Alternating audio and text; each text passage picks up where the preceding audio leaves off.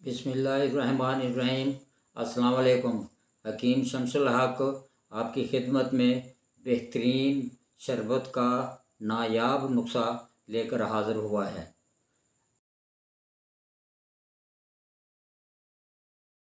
ये शरबत बहुत ही फ़वाइद रखता है।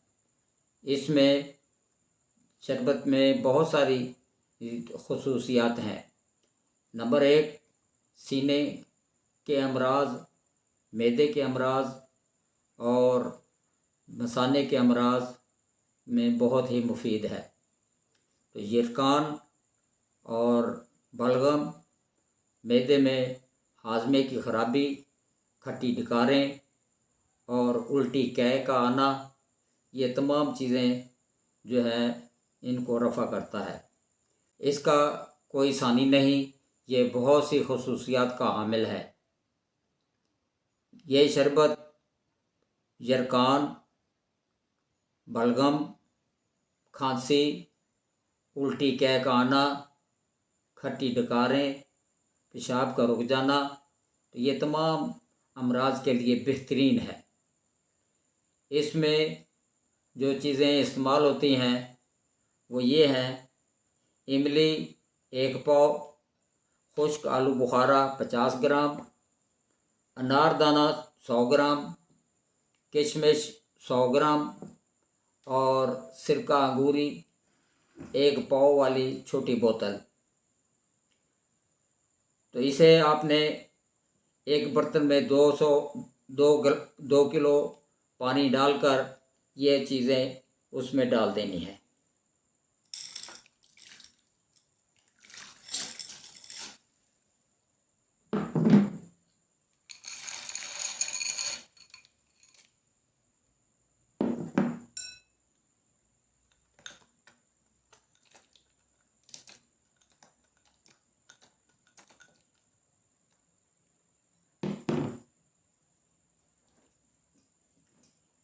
इसके बाद आपने ये सिरका इसमें नहीं डालना, इसे आखिर में इस्तेमाल करेंगे और इसको पानी में डालकर सारी रात भिगोकर रख दें।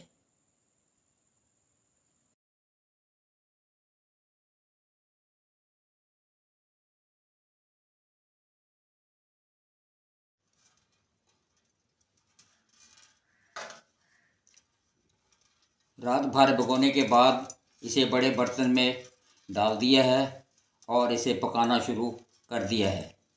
जब ये 2-3 जोश खा लेगा तो फिर इसे ठंडा होने के लिए रख देंगे।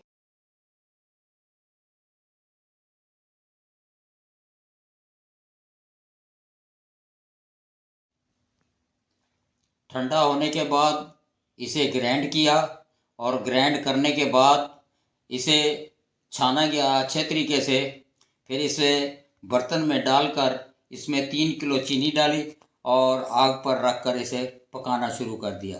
पकाते पकाते जब ये देखा जब ये शरबत गाढ़ा हो गया है तो अब हमारा शरबत तैयार हो गया है। इसमें 1 तोला छोटी इलायची कूट कर इसमें शामिल कर दिया है और यह अभी पक रहा है। इसके बाद हम इसमें ये 1 बोतल सिरका अंगूरी ये शामिल कर रहे हैं।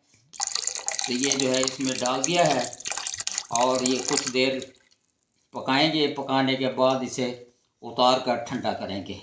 बस अब ये हमारा शरबत जो है तैयार हो गया। हमने ये शरबत पहले तैयार कर लिया था और ये ठंडा हो गया।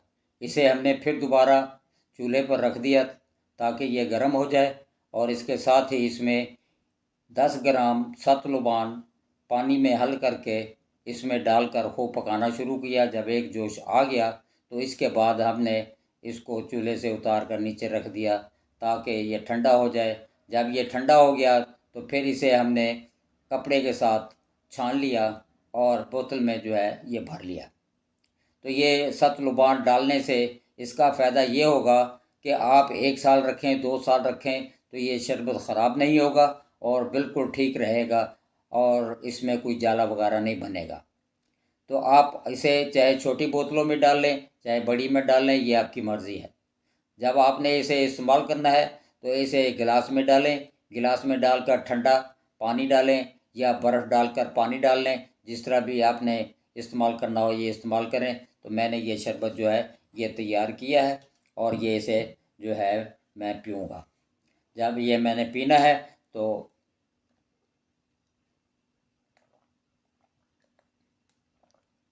माशाल्लाह इसका ज़ायका बहुत बेहतरीन, और इसमें हमने कोई कलर नहीं डाला और ना ही कोई खुशबू डाली है।